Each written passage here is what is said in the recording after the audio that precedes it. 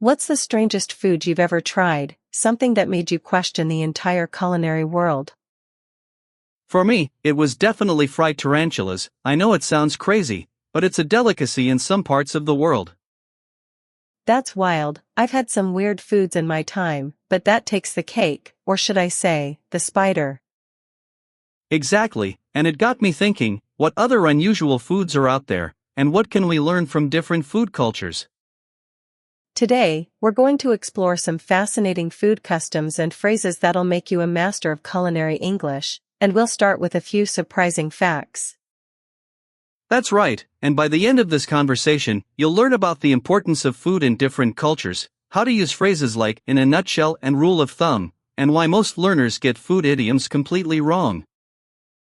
So, let's get started, and I'll give you a taste of what's to come, from weird foods to common mistakes, we'll cover it all. In a nutshell, we'll be discussing how food brings people together, and how using the right phrases can make all the difference in your interactions with others. That's a great point, and speaking of bringing people together, have you ever noticed how food can be a universal language, something that transcends cultures and borders? Absolutely, and it's interesting to see how different cultures use food to connect with each other, and how we can pick up on these customs to improve our own relationships. Exactly, and here's the weird part, some foods are considered taboo in certain cultures, while being a delicacy in others.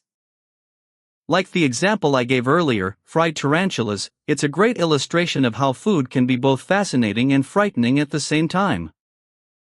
And when it comes to trying new foods, I think it's all about following a rule of thumb. If it's weird, try it, and if it's weird and disgusting, try it again. I'm not sure I agree with that, but I do think that being open to new experiences, like trying new foods, is essential for personal growth, and it's always good to bring something new to the table. That's a great point, and by the book, following traditional recipes can be a great way to learn about different cultures, but it's also important to experiment and add your own twist. Absolutely, and I think that's where the phrase "call it a day" comes in, knowing when to stop experimenting and just enjoy the food, rather than trying to perfect it. Here's the weird part, some cultures have a tradition of eating certain foods at specific times of the day, like the Spanish tradition of tapas. That's right, and it's interesting to see how these customs have evolved over time, and how they bring people together, like the phrase "get a taste of something," which means to experience it for the first time. Exactly, and when it comes to food, I think it's all about being open to new experiences, and not being afraid to try new things, even if they seem strange at first. And that's where the phrase "in a nutshell" comes in, being able to summarize complex ideas, like food customs, into simple and easy to understand language. Here's the weird part, some foods have a rich history and cultural significance, like the Japanese tradition of sushi, which is not just about the food, but about the experience. That's right, and it's interesting to see how these customs have been passed down through generations, and how they continue to evolve over time.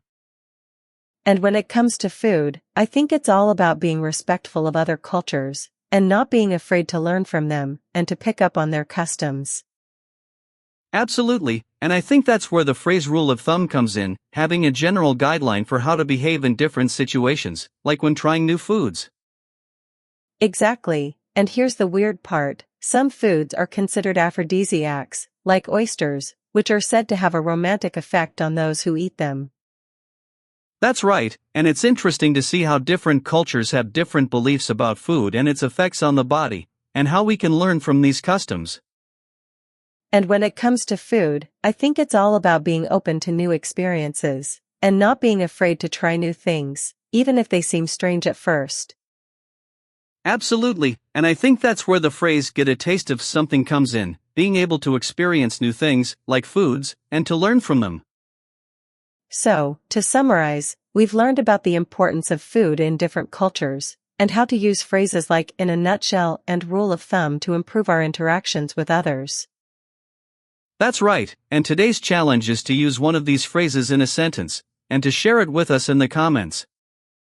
Exactly, and by doing so, you'll be able to practice your English skills, and to learn from others, and to get a taste of what it's like to communicate effectively in a foreign language.